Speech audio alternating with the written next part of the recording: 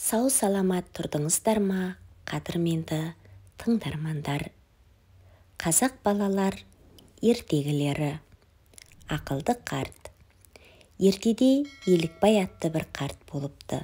Сөзге шешен, іске шебер кісі екен.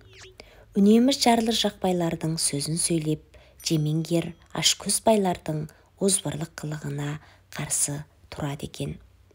Сондықтан оны кедей-кепшіктер жандарындай жақсы көріп құрметтесе, бай манаптар көзге шыққан сүйелдей көретін болыпты. Бір күні Елікбай қарт өзінің көк атына мініп келе жатып, еті ояздау қаракер байталға мінген бір жас жігітке кезігіпті. Жігіттің белінде қынның көздеріне тас орнатқан әдемі пышағы бар екен. Қарт одан жөн сұрағанда жігіт ұзатқан әпекесіне бара жатқанын, сәлемдемеге алған 3 ділдасы бар екенін айтады. Жігіт қартты танымапты, жөн де сұрамапты. Бірталай үнсіздіктен кейін жігіт: «Үлкен кісі, әңгіме айтыңыз, жол қысқарсын» депті. Жігіттің момын екенін сезген Елікбай қарт қайтер екен деген оймен оған қалжыңдап: «Атаңа ақысын берсең, әңгіменің боқысын шығарады» депті. Мұны шын екен деп қалған жігіт қойындағы ділдасының бірін береді. Қарт ділданы қойнына тығып алып, мыңның түсін білгенше бірдің атын біл дегеннен басқа ләм демей жүре беріпті. Жігіт бұл шал енді қашан әңгіме айтар екен деген оймен қартқа қарап қойып жүріп отырыпты. Қарт үндемеген қалпы жүріп отырыпты. Шай қайнатым уақыт өткеннен кейін жігіт қартқа және де: «Үлкен кісі, әңгімеңізді айта беріңіз, жол қысқарсын» депті. Елікбай қарт мойнында бұрмастан: «Тағы берсең, тағы айтайын, бермесең, немді айтайын» депті. Жігіт бір ділданы азырқанып келе жатса керек деген жорамалмен тағы бір ділдасын алып беріпті.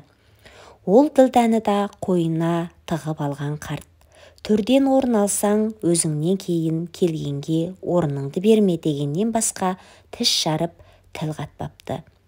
Енді қайсеңде айтарсың деген дәмелі оймен жігіт қартқа әлсін әлі қарай беріпті. Бірақ қарт үнсіз жүре беріпті. Арада тағы бір шай қайнатым уақыт кетіпті. Шыдамы таусылған жігіт қартқа тағы да: «Әңгімеңізді айтыңыз, үлкен кісі, жол қысқарсын» депті. Қарт алдыңғы дағдысы бойынша: «Тағы берсең, тағы айтамын, бермесең, немді айтамын» депті. Жігіт әрі-сәрі болмастан қалған бір ділдасын де бере салыпты. Сонда қарт: «Жаныңда қас пышағың екен, жат адамға берме, топты жерде алып көрме» депті де әуелгісіндей үн-түнсіз жүре беріпті. Жігіттің қарттың жоғарыда айтқан 3 ауыз сөзінің мағынасында түсінбей, әрі қарттың байыбына да бара алмай, тағы әңгіме айтыңыз десем, тағы ақы сұраса, немді беремін деген оймен ере беріпті. Екеуі күнбатар алдында бір ауылдың қасына келіпті. Осы кезде Елікбай қарт жігітке: «Менің осы ауылда аз жұмысым бар, сәл аялдаймын. Алдымыздағы мойнақтың астында бір ауыл бар. Ішіндегі ең үлкен ақ үйге түсіп, деміңді ала бер. Ол үйге мен келе жатыр деп айта сал. Алда-жалда мен бүгін бара алмасам, таңертең барамын. Мені сол үйде тос, әңгімені содан ары жолда айтамын» деп жігітті жүргізіп жіберіп, өзі әлгі ауылға бұрылып кетеді. Жігіт қарттың айтуы бойынша мойнақтың астындағы ауылдағы 6 қанат ақ үйге түседі. Жігіттің бөгде адам екенін келген жерден білген үй иесі бай, сәлемін де алмай, қонақасы да бермей, тулақ салып есік жаққа жатқызады. Ертесі ерте Елікбай қарт осына келіп түседі. Бай құрақ ұшып алдынан шығып, қолтығынан алып аттан түсіреді. Есік ашып үйге кіргізіп қошаметтейді. Қарт төрге жайғасқаннан кейін жігітті босағадан қасына шақырып алып байға: Мына жігіт менің жолдасым еді. Кеше әдейі осында жіберген едім дейді. Бай қатты сасқалақтап, білмедік, көк атқа мінген бір қарт келеді деді. Атыңызды айтпады деп быжалақтайды. Қымыз ішіп аз отырғаннан кейін қартта жүрмек болады. Бірақ бай қайта-қайта қолқалап бәйек болып, айыбымызды кешіріңіз, жолдасыңызбен бүгін осында қонып, сыбағалы малыңызды жеп аттаныңыз деп тұрып алғандықтан олар осында қонады. Көрші ауылдағы ақсақалдар Елікбай қартқа амандаса келіп жатады. Жігіт бірі келсе бірі, екісі келсе екі, ассалаумағалейкум деп орнын беріп босағаға қарай сырғи береді. Ет жасар кезде бай, кімде өткір пышақ бар деп жан-жағына көз тастайды. Менде бар деп жігіт пышағын береді. Тамақ ішіліп, бата жасалып болып, бай пышақты қолына алып тұрып: Елекем-ай, жамағаттарым-ай, мынау менің пышағым еді. Мен Ашамайға мінген кезімде Сақан деген ұста көрімдікке берген екен. Содан бері міне тұп-тура пайғамбар жасы болды. Осыдан 3 жылдың алдында қоймадағы мүлкімде біреу ұрлап кеткен. Ішінде осы пышағым бар еді. Ақыры ұры Құдай өзі алдыма әкелді дейді. Әрі жігітті сөзге келтірмей зынданға тастатады. Бай және де бітер-істің басына жақсы келер қасына деген аталы сөзіміз бар ғой. Елеке, өзіңіз бар, отырған отағасылар бар, бітімін өздеріңіз жөнге салып кетіңіздер деп монтансиды. Байдың көрсе қызар, ашкөз, зорлықшы екенін білетін Елікбай қарт байсалдықпен: бұл іс жөнінде екі жағыңмен де сөйлесуге, жұрттан тіл алуға тура келеді.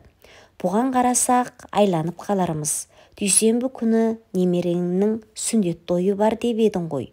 Оған төңіректің төрелері де, молла қожалары да келер. Сонда кеңесе келіп, келтесіз пішейік. Оғанда 4-ақ күн қалды ғой. Алалың болса арамға шықпас, сені обалға жықпас. Жігітті оған дейін ас беріп асырай тұр дейді. Бұған отырғандар да жөні осы деп құптастық білдіреді. Бай шарасыз көнеді. Таңертеңінде Елікбай қарт байға: бір күндік жолдасқа 1000 күндік сәлем деген бар. Мен оған кезге кетейін деп жігітке келіп: жалғаннан жалалы болғаныңды білемін. Ісің ақтың Құдайы жақ деген бар, балам. 4 күнге шыда. Бұл да ер жігітке бір сын. 4 күннен кейін бұл бай немересіне сүндет той жасамақшы. Пышақтың мәселесі сонда шешіледі. Басы қасында мен де боламын. Дәл сол кезде сен былай де, сонымен іс жөнін табады деп ақыл айтады. Күткен дүйсенбі де келеді.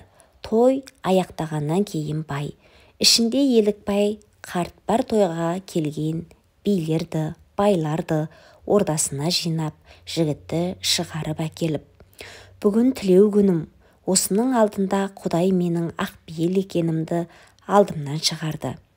Сатымды ұрдаған ұрыны алдыма айдап әкеліп берді. Ұрланған дүниемнің бірі мына пышағым, ұры мына тұрған. Осының жазасын кесіп беріңіздер деп екі алақанын жайып төрдегілерден төрелік күтеді. Төрде отырғандардың біреуі: көбістің кесігі Елекеңнен шығып көрген жоқ қой. Осы кісі бір жайлы ессе болатын сияқты дейді. Отырғандар қосыламыз деп ду ете түседі. Ананың да айтатын сөздері бар шығар, қолын шешіп қойыңдар дейді Елікбай қарт.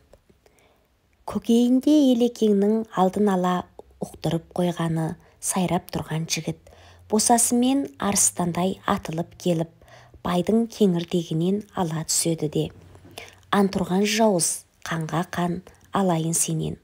Осыдан 3 жылдың алдында біреу әкемді осы пышақпен бауыздап өлтіріп кетіпті. Сасқалақтағанынан болар, осы пышақ бауыздауында қалыпты. Пышақ мынанікі болды. Шаршы топта өзі мойындап отыр. Әкемді өлтірген осы емей кім? Бұл сұмпайының басын кесіп қанға қаналамын деп байдың алқымынан онан арман қыса түседі. Бай зәре құты ұшып шошиды, қалшылдап дірілдеп, екі көзі шарасынан шығып, екі самайынан тері ағады. Елікбай қарт орнынан тұрып, жігіттің қолын босатып, «Қарағым, әкеңді өлтірген рас осы ма?» дейді. Жігіт қатулы бейнеде: «Осы жаңа ғана пышақ менікі деп өзі мойындады ғой, бауыздаймын, қуналмаймын» дейді. Осы кезде Елікбай қарт «Іс насырға шаппасын» дей келіп, байға қарап: «Қазынаңды ұрлаған мына жігіт болмасын, ал жігіт әкеңді өлтірген мына бай болмасын. Егер әкеңді өлтіргені рас болса» деп сөйлей бергенде, бай көз жасын көл қылып жылап жіберіпті. Әрі: «Тата тақсыр, ел, елекем-ай, мен өтірік айтқан едім, пышақ менікі емес, әкесін мен өлтірген жоқпын» деп быжалақ қағады. Елікбай қарт: «Онда болды, сөзге сенейік, құн төлеп малың шашылмасын, қан төлеп басың алынбасын. Өтірік айтып біреуді жазықсыз жалаға ұшыраудың айыбы 10 жамбы. Осыны қолма-қол бер де жігітті жолына сал» депті. Ақыра сөйлеп мұны басқаларда құп көрісіпті. Шыбын жанын қоярға жер таппаған бай 10 жамбы беріп құтылыпты. Тағы да өзімен бірге жол алған Елікбай қарт жігіттің 3 ділдасын өзіне қайтарып беріп: «Басы артық аңқаулық пен момындық да жарамайды. Мыңның түсін білгенше бірдің атын біл дегенім, атымды сұрасын дегенім еді. Төрде отырсаң кейінгі келгенге орныңды берме дегенім, берік иық сүйерің болсын дегенім еді. Жаныңа қас пышағың екен, жат адамға берме, топты жерде алып көрме дегенім. Пышағың өте әдемі болғандықтан аш көздер көрсе қызығар, қызықса басыңа пәле туар» деп айтқаным еді. Момындығыңнан бәрін де аңғармадың, ақыры құтылмас іске тап бола жаздадың. Енді сақ бол» деп ақыл айтыпты. Қымбатты тыңдармандар, бүгінгі біздің ақылды қарт атты ертегілеріміз осымен аяқталды. Келесі кездескенше аман сау болыңыздар.